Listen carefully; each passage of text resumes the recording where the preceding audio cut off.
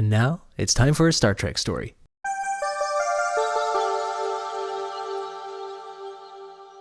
So, Aaron, we've watched Star Trek once or twice on this show.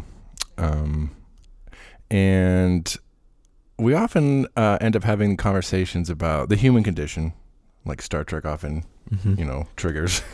They pose the question and we talk about it. Yeah. Sometimes we might even answer it. On occasion. Yeah. And we have answered one or two of them. I think so. I think we fit the target there. So as we've been examining the human condition throughout this podcast, this begs the question, how do you measure human progress? I thought when you posed that question to me, I thought about the moment in Rick and Morty when the president's thinking back to his life and what keeps coming up is PlayStation. It's like PlayStation 1, PlayStation 2. I want a PlayStation 5. Like, so he measures his life in PlayStation incarnations. Okay. But you can measure human progress by PlayStation consoles and the quality thereof. Yeah. It's a tricky one. I don't know if there's any single agreed upon. I also thought about there's moments in history where people are inventing things on different parts of the planet kind of around the same time without having any real contact with one another. I kind of think that's still happening. Maybe you could measure it that way, those moments where humanity leaps forward, like with gunpowder or with the quantum leaps. Yeah. Interesting. Yeah, there's so many ways you could, technologically or politically, sociologically. Yeah, it's an interesting question. I don't know if there's an easy answer to this, and I feel like depending on where you go, what time period you're in, you are going to get a bunch of different answers to this question, which is probably why it's so difficult to measure human progress. Well, hopefully Star Trek has the measurement tools we need. Give us the answers to determine how do we measure human progress on today's episode of Star Trek Stories. Yay! This is episode 54, Progress. Another Jaron just got the idea for the question from the episode title. I think I've seen this episode more than any other Deep Space Nine episode. Really? Progress? It's just been on more often around me than... there's always that one, whatever show you're into, there's always that one random episode that for whatever reason you just keep, this one again. Yeah. That you've just seen a bunch of times. Don't know why. It's not even my favorite. I've just seen it a bunch of times. That's what this one is for you, huh? Yep. Progress. Okay. Welcome to Star Trek Stories, everyone. I am your reformist host, Jaron Hatch, and I'm joined here by my forward-thinking co-host, Aaron Gold. Hello, Aaron. Hello, Jaron. You reformist bastard. Yeah, you reformist bastard. We are moving along with our look at Deep Space Nine and the end of TNG. Last time we watched Battle Lines, where our intrepid Deep Space Nine crew crash-landed on a planet of perpetual war, where no one dies and has to fight forever. Just a little mild, casual viewing on a Sunday. Today, we have a brand new guest host with us today. Sitting in the captain's chair, we have the very lovely Ash Hipwell with us. Hello. Hello. How are you today, Ash? I am good. I'm excited. A little nervous. Little nervous? Little nervous, yes. I'll show you. There's nothing. The stakes couldn't be lower. I'm just now seeing the shirt. It's awesome. Oh, thank you. It says, if there's no bingo in heaven, I'm not going. Fuck that shit.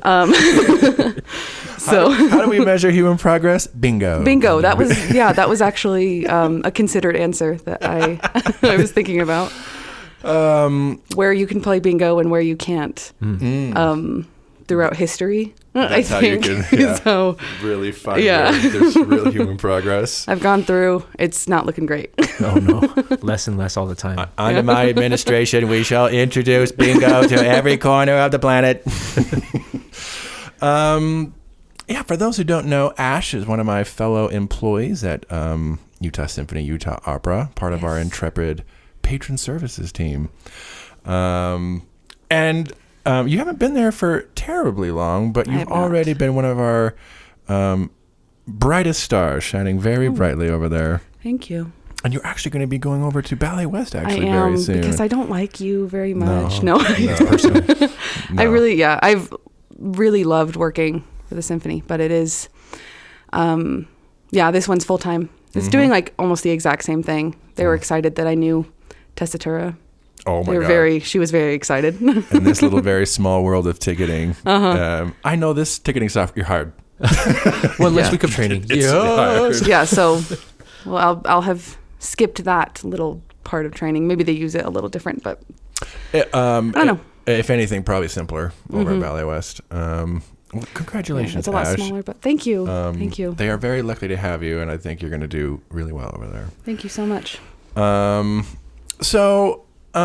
You've been working at the symphony for a bit, and a lot of times I'll come out and I'll see a lot of you in, like, when you have a second of downtime, either reading a book or having some spirited discussion about some film or video game. Yes. So I'm curious. So we're always on the lookout for nerds. We always get nerds to come be on this podcast. What kind of nerd are you? I see you reading books a lot. Are you a literary nerd? How do you think? How would you categorize yourself? I used to read books a lot as a kid, and then I stopped when I got a phone. To join the club. I would read, I would read a lot of different things, but I don't know. The reason I've been reading a lot more is because I'm in a book club.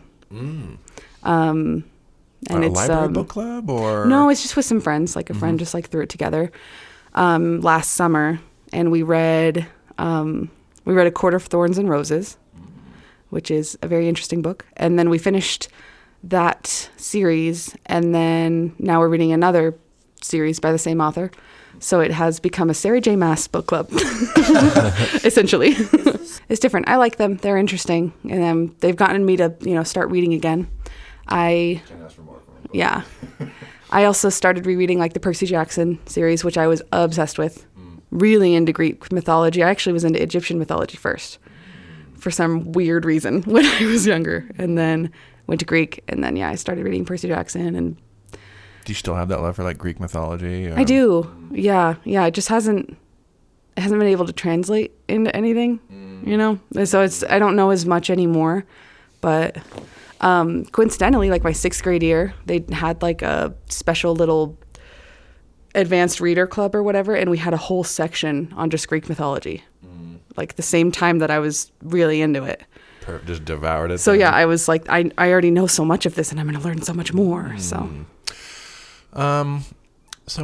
as that, would you consider yourself kind of like more of like a fantasy nerd? Yeah. And also, definitely. I guess maybe like a mythology nerd on some level too. Yeah. Is it the world building that you like? I do. Yeah, I really like the world building. I used to be a really big like Harry Potter fan and all of that stuff. I actually never really got into like Lord of the Rings. I loved Star Wars. Read those still? I've not read them. I've seen the movies like once or something. So just like the weird things that I haven't gotten into, like Star Trek, where I just haven't for some reason watched it. I feel like, and if I have, I don't remember any of it. Well, yeah. As far as world building goes, Star Trek and huge the books of the Lord of the Rings, highly recommend. Yeah. I was gonna say like, well, if you like world building, have I got a franchise for you? Maybe part of it is that it is such a big beast to get into that it's like, I don't know how to start. I hear this a lot from people who haven't jumped into it yet, because it's not that they're not interested. Exactly. It's that it's so vast. There's so much. Don't know where to start. Where do I go? Yeah. Yeah. So, switching gears into Star Trek a little bit, being a Star Trek noob. So, you're someone who's, fairly well versed in pop culture and then certainly it sounds like, genre, entertainment, sci-fi, fantasy, all that good stuff. Someone who hasn't really delved into Star Trek, but having a perception of it, as a totally uninitiated person, what is your kind of like perception or feeling on Star Trek? I've heard I've seen, little clips on TikTok, and it's like, seems like a very progressive show, which I like. Mostly. Yeah. Yeah. They all have their blind spots. I'm sure there are some, but it seems like a very deep show. Like I'm sure there is some fluff, and there's there has to be quite a bit with the volume of things. Absolutely. That there is. But like I'll see little clips of Star Trek on media or whatever, and it just seems like a very deep show. Like a lot of themes are explored. Thoughtful. Yeah. Thought-provoking. I mean, appropriate that you say progressive, as we are watching Progress today. That's why I said it. Progress. Sharp. What do you think? How do you measure human progress, Ash? You strike me as someone fairly progressive. Yes. Yeah, it is. It's a loaded question. That's for sure. Oh, yes. I don't know. It's hard to, maybe it's hard to like put into words. Just when you know that it's like progressing, then you know that it has progressed. But You have to see it happening. Yeah. Then, you know. Yeah. But I think that a big, point of progress is how we treat each other, I guess. Like how, I do feel like maybe we're slipping in the progress section of the world. I don't know, area. But like with human rights and like all those different things, you have these big movements. So like, civil rights movements, all that stuff, that's progress. And that's building on things. So I think that you can kind of see in the way that we just treat each other, and maybe even in the way that we talk to each other and see other people. That's not a bad one. I mean, yeah. But then even then, it's like, on one level, say, like, violent crime is down sharply. Yeah. Which is, you'd think, a pretty good measure of, some measure of human progress. Hopefully. But then on the flip side, just like, it does feel like we're in this moment of like, people have like this kind of stepping back into like, the not treating people with dignity seems like it's kind of taken some rollback. Yes. So it's like, Yes. We just have all these extremes. I feel like right now everything's so polarizing, Yeah. and socially too. Like with the internet, we see everything now that's going on to everybody at all times. So it's like a transitional period. I feel like for our race. hopefully a good one. Hopefully a good one. It is interesting how some people see progress different than other people would. So for some people, this is progress. And, like what I might see as a step back, some people see as a step forward. Yeah, that's definitely part of like what makes it so tricky. Yeah, yeah. And So would it's hard to actively measure. fight against your steps forward, right? Like, which is so fascinating. Well, let's see if Star Trek gives us any pointers. Sometimes it does, sometimes it doesn't. Kira, you got anything? You got anything?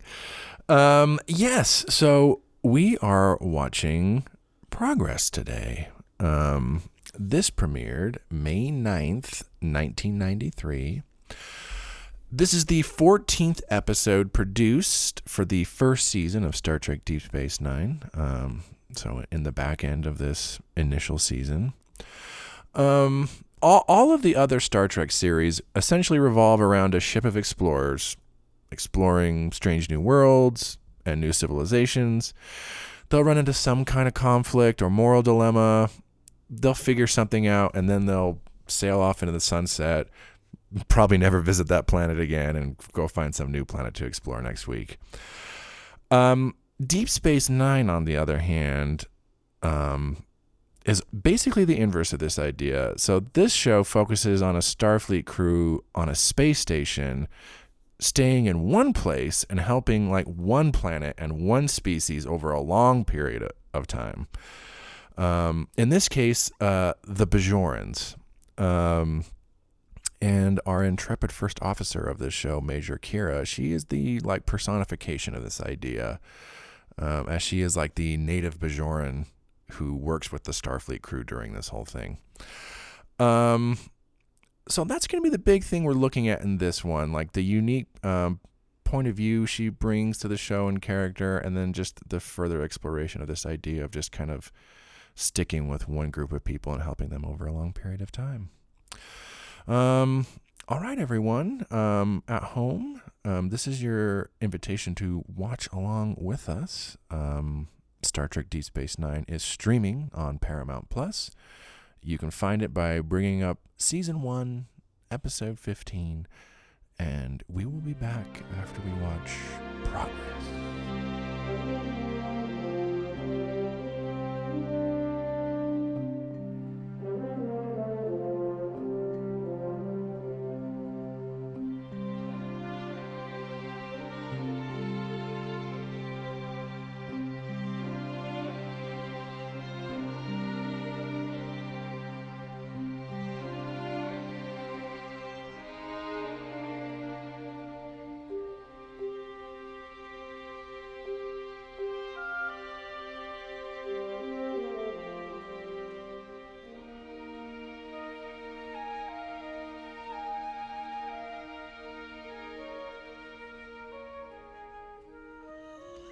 What can I do for you, Commander?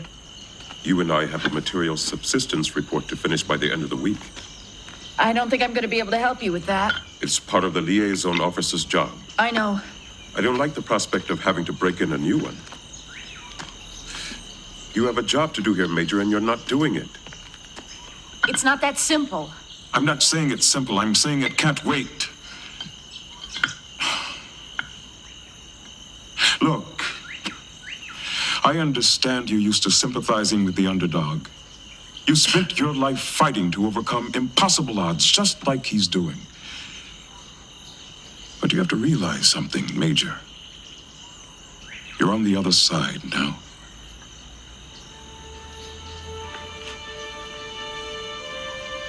Pretty uncomfortable, isn't it? It's awful.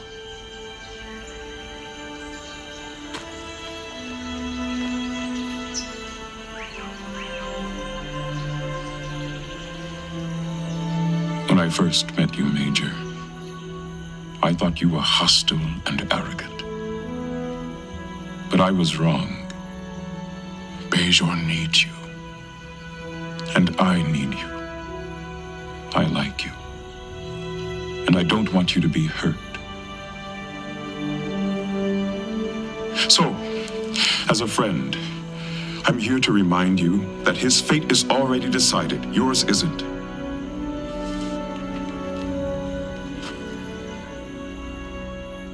Thank you.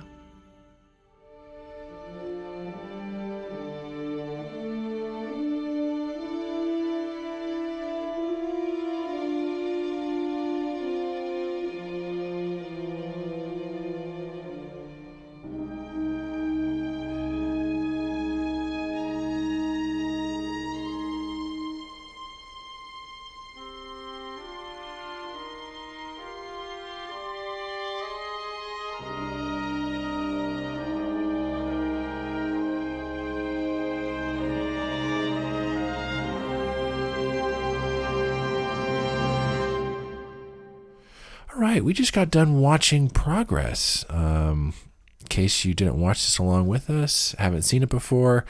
So in this one, the Bajorans are planning on tapping the molten core of one of their moons for energy. Bajor's been having a lot of energy problems, and they're trying to heat some homes for the winter. The catch is that if they do this, it's going to make the moon uninhabitable, but there are only a handful of settlers who live there, so they evacuate them and resettle them back on Bajor.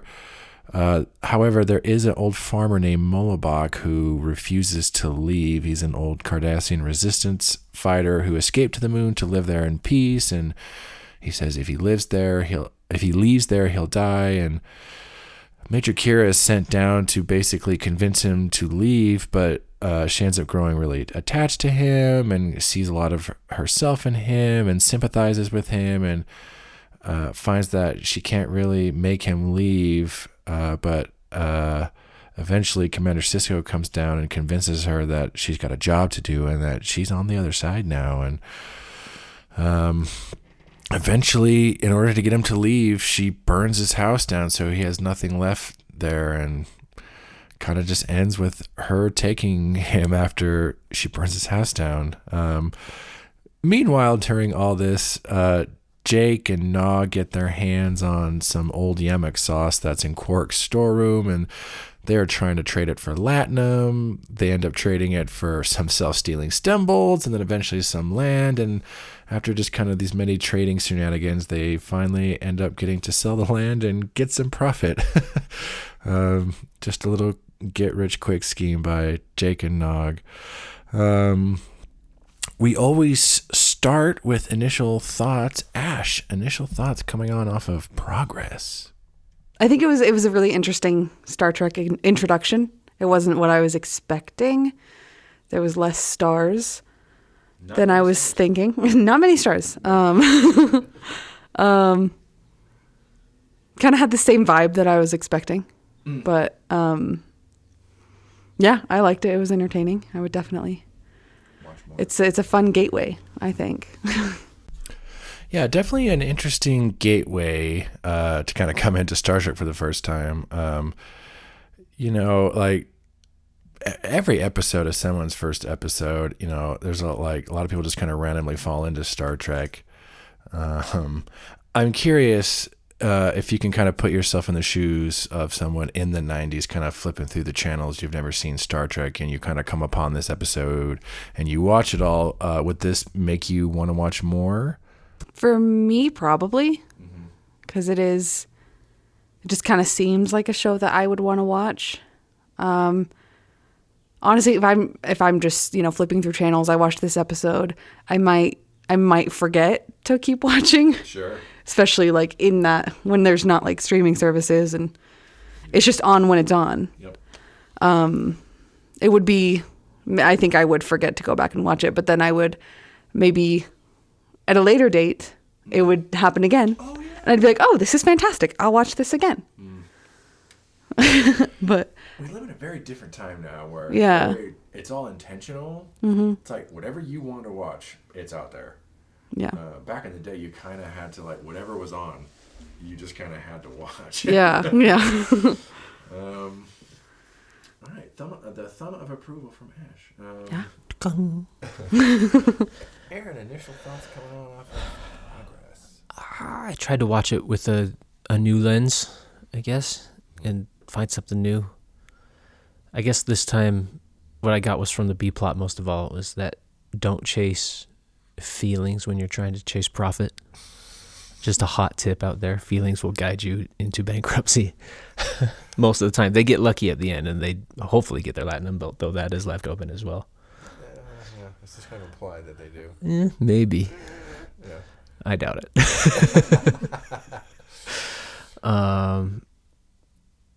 From the main plot, gosh, it's so tough. I feel like the old farmer is just... That's his whole universe, right? That's why he says, if I leave this place, I'll die, because everything that he knows and that he is there. So that person would probably die. And he can't see the bigger picture. He's lost that sense of community, I guess, with his other fellow Bajorans, maybe. He just sees a uniform and it's just like instant bad for him. And it's hard to pull him away, but I used to think there were no right answers, but now watching it this time, I really think, yeah, it is the right answer to kind of save his life and take him out of that situation. And maybe hopefully introduce him and rehabilitate him back into society. Yeah, it's interesting. I remember watching this one when it came on as a kid, and it was kind of shocking to me. I would have been 8 when this came out, and I remember watching this as it came, like this episode when it first came on, and I hadn't really seen a show like a story like that where like the good guy, Major Kira in this case, essentially like there's like an active, I don't know what you call her act at the end. She just burns his house down. It's kind of like an act of violence. Mm-hmm. And she does it under this context of like, I'm doing this to save you. And for me as a little kid, that was like I had like for me, the good guys were like, you punch the bad guy, you do like the obvious good guy thing. This idea that there's kind of like shades of gray to some of these actions. I was like, so when she burns his house down and then just takes him out of there at the end, that was like very shocking for me as a kid. And yeah, and it's always, every time I watch this, it's it's hard. I always go back to me as a kid watching it. And what did she do? Yeah. Oh no, it's so sad. It really is. Learning about moral ambiguity at 8. Yeah. Right. What's that word, Sonder? Oh no, people have complicated lives. Yeah. And so do I. I think the interesting for me, and we've talked about this before in just Deep Space Nine in general, but this is still very much a very relevant kind of story nowadays when we're thinking about refugees and displacing people and like this idea of like the greater good, but like the people, like the minority who like. Well, you got to build bypasses. You got to have bypasses. That's essentially what this is. Yeah, you gotta have the bypass. They're building a bypass over this guy's house. Yeah, that's basically that's exactly what this is. Yeah, so I guess we can kind of start there with this kind of main storyline. So yeah, like Star Trek, space sci-fi in general, it's often about like flashy, like action adventure or spectacle or these big sci-fi concepts. This is just like a very quiet little story about just trying to relocate this one guy from his home. What do we think? Is this an effective story? Is this a compelling story? I don't know. What do you guys think? Oh, totally. Yeah. Yeah. Just jumping on in. Yeah. I feel like, yeah, every time I watch it, it gets me in the feels, makes me think.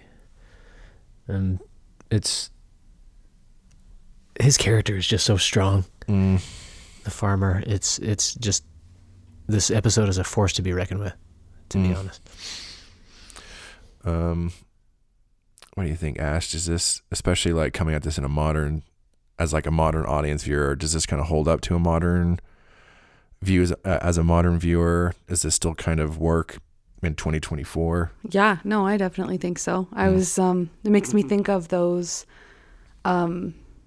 cute little old houses in the middle of a big old city, just surrounded by skyscrapers. That's just kind of what. This is Up. Like the image. This is Up. Literally? Disney is going to be sued, and they will win. That's kind of amazing, actually. Like if you think about Carl, he's not too far off from Mullibach in this episode. Major Kira just needed to don't burn his house down, just get some balloons. I know, don't shoot his kiln. just fly it away. Beam up for 3. The kiln. Yeah, well, you can take the kiln with you. You don't do that part too. Yeah, the initial ending of Up, the little kid just blows up the house. Blows up his house. I know your time here has meant so much for you, but it's time to move on with our lives. Life is progress, Carl. I blew up your house because I love you. That's funny.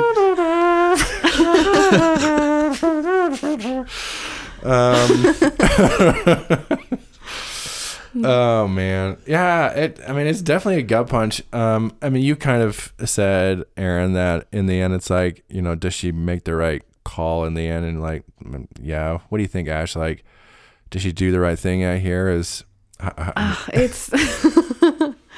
it's so, I feel like it is a little bit of a yes and no, because I don't know. It did feel like other options may have been exhausted, apart from, I don't know, if they could have found a way to not blow up his house, maybe bring little pieces of the kiln. Yeah, you said why not just beam the kiln or something? Yeah, beam the kiln, do something. Yeah, it's like all Kira really wanted was for him to say okay, right? Mm-hmm. Like she just wanted his consent. Yeah, and he would not give it. No. He never does. In the end, she forces him to go. Yeah, his literal DNA is in that land. You're right. Chewed up the clay. And he's just... And So in that context, yeah, it would be kind of hard.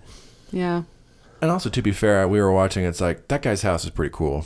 It was, yeah, cool. we were talking about the cave house with the. It's so cool. I like how the door is slanted. It's kind of comes up and out. And Yeah. It's like a space hobbit hole. I really liked it. So it made me sad. They get burns you. it down. They get you to invest in the house for sure. It's like, oh no, the cool house. Yeah. Oh. I mean, really, it looked like only the door and the front wall. Like the facade is what he of made, it, yeah. And then the rest of it's a cave. It's just a cave. So the rest of it was fine. Such a You cool can't really house. burn rock, but Right, yeah. she did. She basically just burned everything he made. Yeah, It wasn't. the kiln and then like the front of the house. And Yeah. everything. We can rebuild this place. What do you, like? Is the burning down the house? I mean, it's such a dramatic action. Like, she could have just beamed him up, definitely. You know, and taken it like, we'll tell you what, we'll take some of your belongings. Is it something where the burning of the house is more of like a symbolic? Yeah, is it like is it just to have like a big cinematic moment at the end for the audience?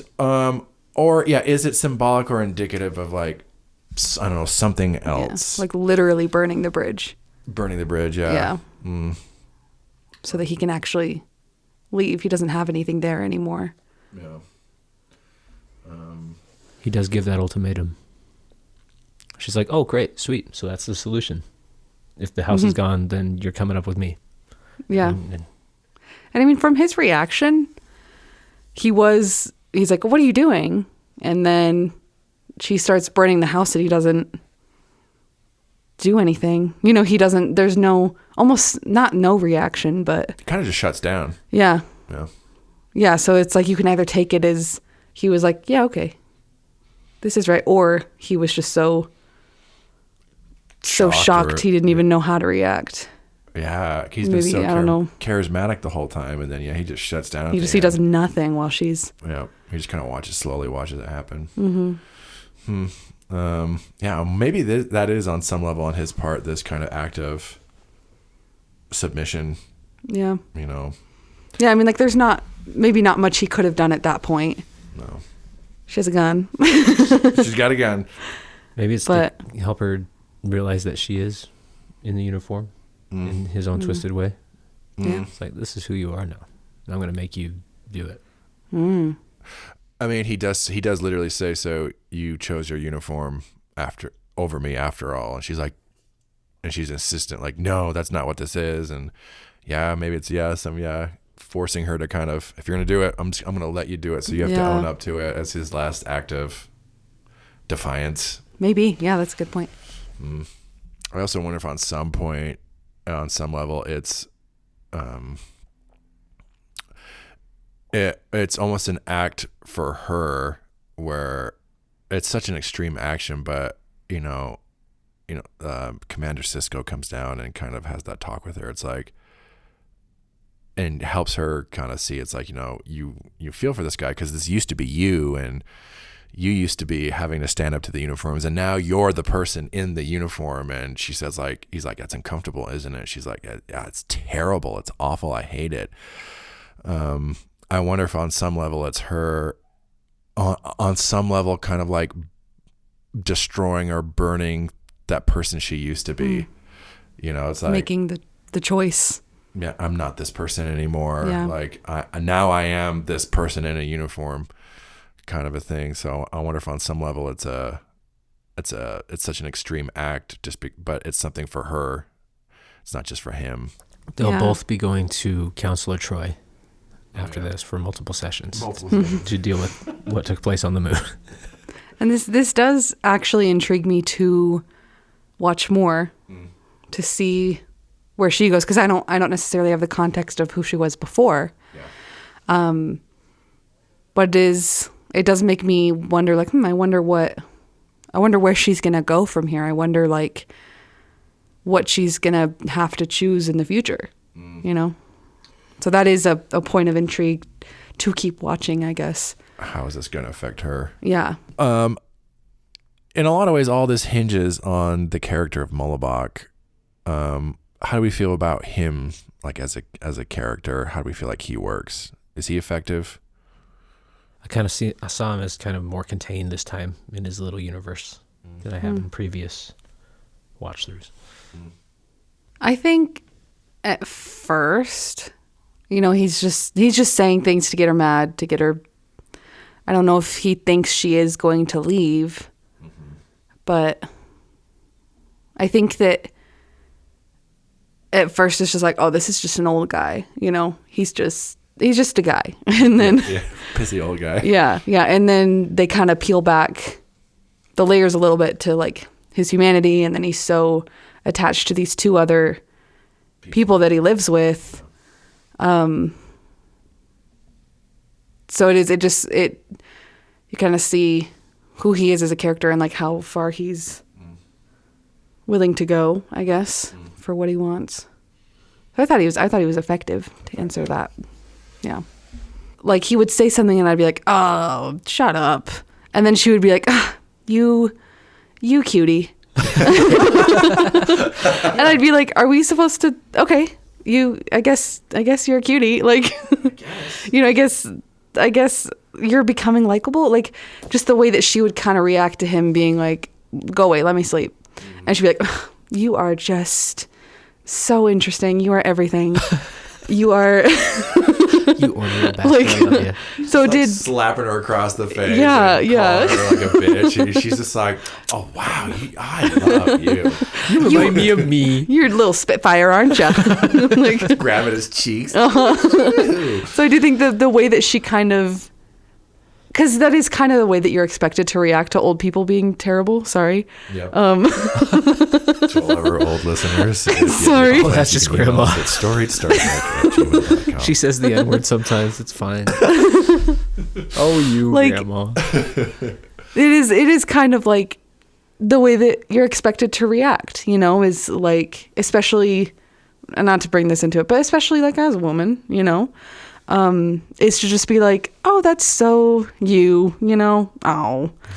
So it is kind of, I'm kind of going off on a different thing, but no, it is an interesting dynamic because there is this kind of sexual undertone to it where you see him checking her out and making comments about her body a couple times, and even when they're like in this more friendly pace and she's taking care of him, he's like, well, aren't you my nurse, or aren't you, like, pull up a chair? He's still very demeaning. Kind of infantilizes her. Definitely. Also, so there's some interesting, like, it's a really weird dynamic. It's a very interesting dynamic. It's like almost, it's a really weird interpretation of like a father-daughter relationship almost with that weirdness. My little pet. Yes. With the wind. And then it is kind of like she doesn't have to deal with that. She doesn't have to put up with him talking about her like that, but she weirdly does. And then it is kind of like with, the writer not wanting it to go that way. It is kind of like, I think as an audience, you're kind of picking up how you're supposed to see him from her. Yeah. So I think the two of them play off each other really well. I feel like if I were to say what the biggest highlight of the episode, even maybe more so than the script and everything, I think I would say the two performers play off each other. Even though it is a really weird relationship, I think they definitely have an interesting kind of chemistry. I agree with each other. with that. Yes, indeed. Real quick, I mean, I don't know. Does this give us any more insight into? And this episode's called Progress. What's the progress here? Like, what are we supposed to walk away with? Keep the bigger picture in mind. Don't let feelings get in the way of profit. We haven't talked about them. We haven't talked about we'll talk about them in a second. Jake and Nog. And don't hold on too tightly to things that are yours, I guess, maybe, is like what I take away. Yeah. Just can't really make progress if you're, holding on to the past. There's always the chance to make something new. I guess a more straightforward interpretation of like this episode specifically could be just maybe the progress that they were wanting to make, you know, with like their development. They want to make progress in their civilization. Kind of what comes along with that. If that makes any sense. But well, it's also kind of like on this big level, I mean, clearly this is going to benefit all these people, and you never see these people, you know, but we're told this is going to benefit all these people, and like, you know, this whole planet's rebuilding, but then it's like also at what cost? Right. Yeah. Yeah. You know, the cost of progress. Yeah. I wonder if that's on some level what they're really trying to get here is. Yeah, because it is. Because not everyone wins in this. That Mullibok does not. Yeah, it's like the one versus some, or like whatever the needs saying of the is. many versus the needs of the few. Yes. Other one. Yes.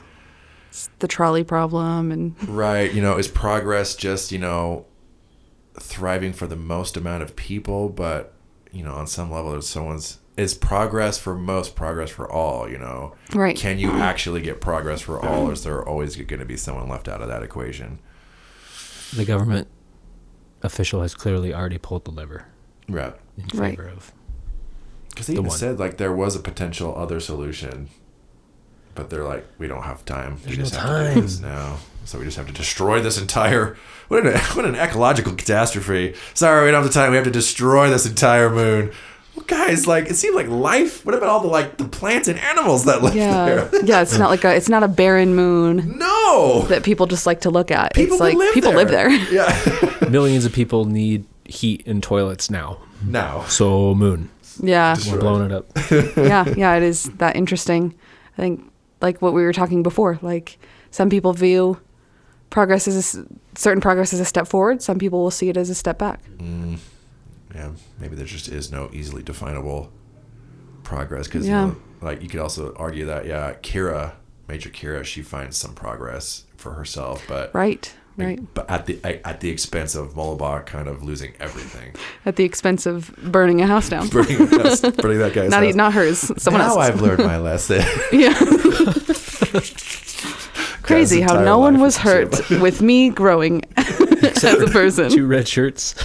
2 DS9 security officers got stabbed. Yeah, that one guy got stabbed. So he didn't have progress. We never hear what happens to the other 2 people. They're just gone. They're gone. They're just like, oh, what happened to them? Oh, we took them. They've been evacuated. We took them. Yeah, dropped on the streets of Beijing somewhere. You're a special case.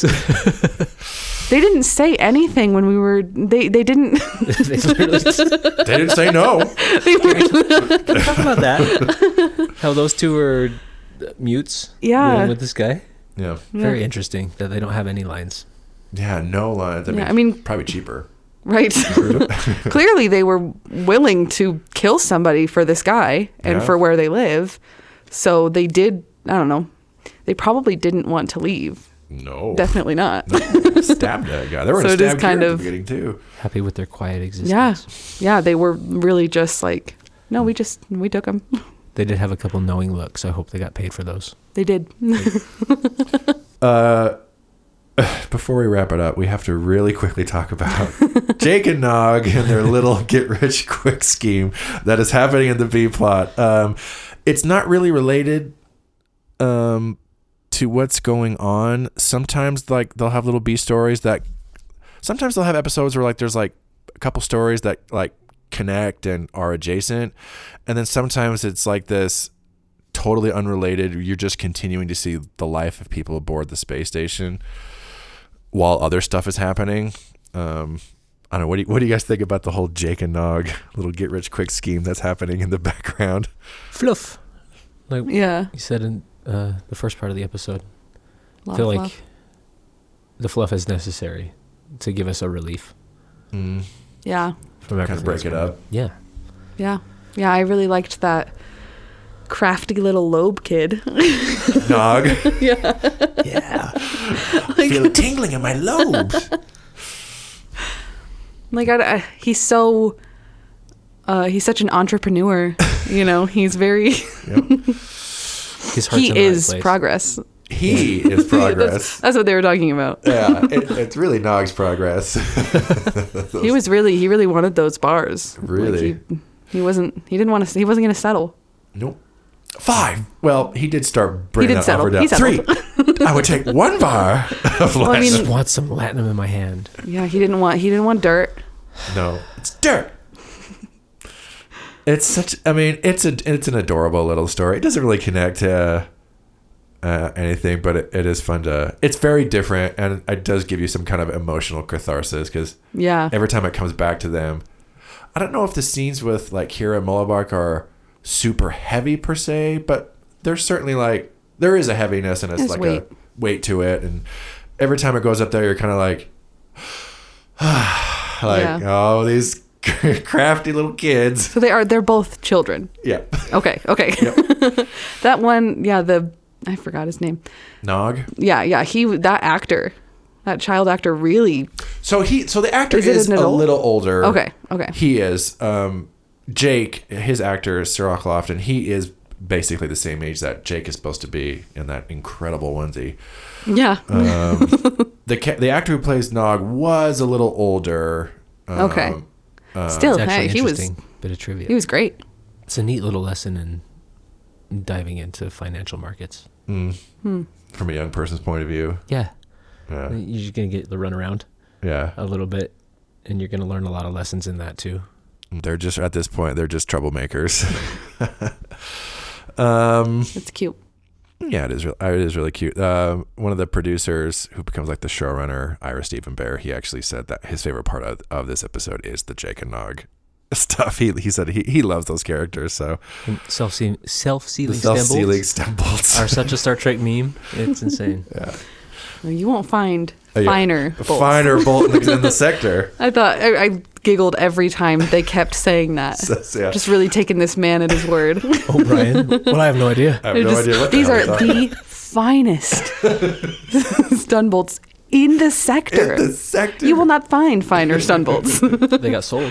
You can't build anything without bolts. They got sold again on the land.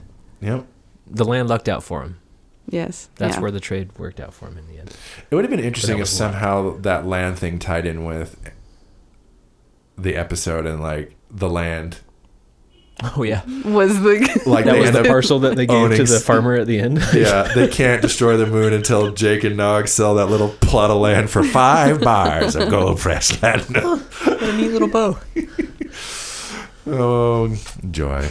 Ash, any final thoughts on Progress? I like it. Progress is good. It's a win. Thumbs up. First Thumbs episode up. success. I liked it. It was I think it was a really fun introduction because when you think of Star Trek, a lot of the time, if you haven't seen it, you probably think more like Star Wars, different, it's a lot more action-y, but you do realize like there's so much of it, and especially with a TV show, it's not always going to be action. But yeah, that felt like I said, like different from what I thought it would be, but also very similar. The little life lesson Yes. we learn on Star Trek today. Yes. Yeah, that's kind of how I see it. Is like, all right, these are the lessons that we're learning today, and this is how we will get here. Mm-hmm.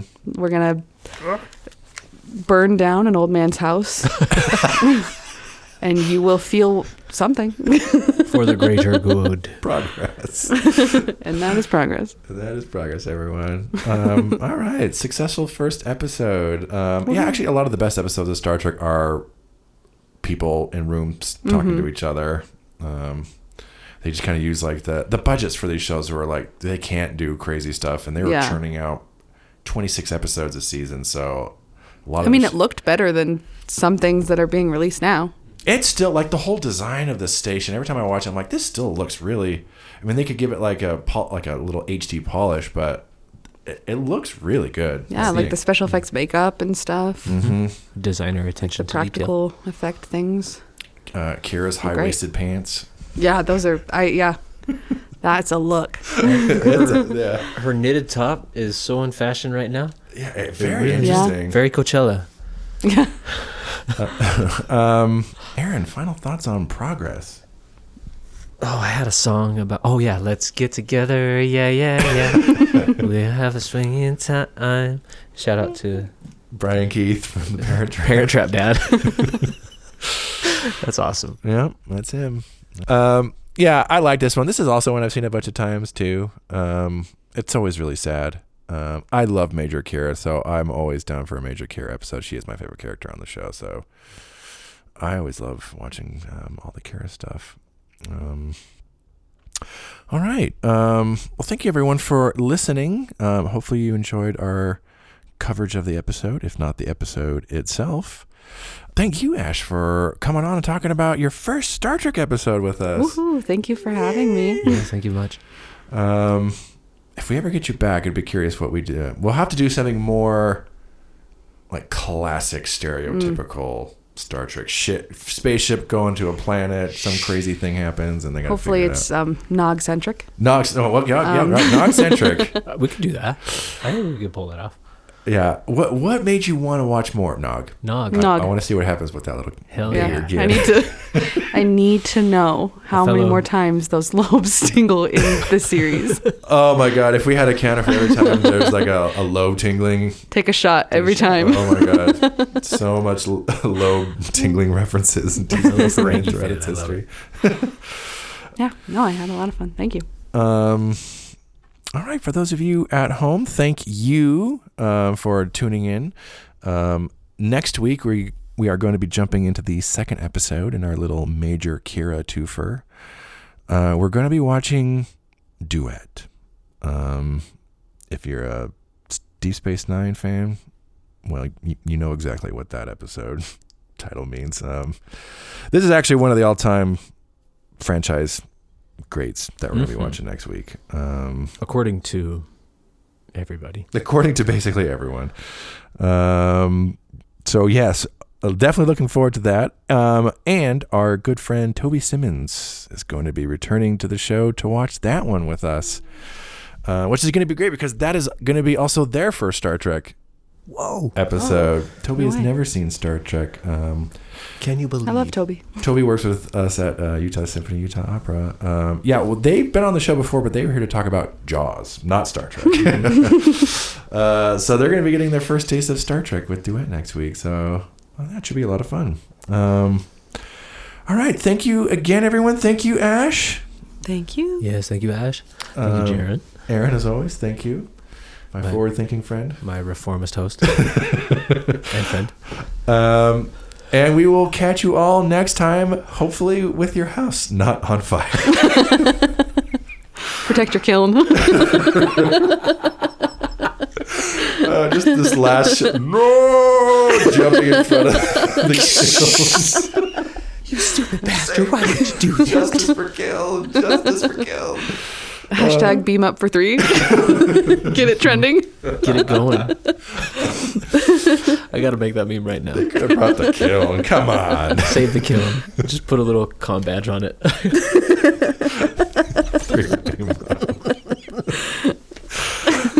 Thank you, everyone. Have a good one.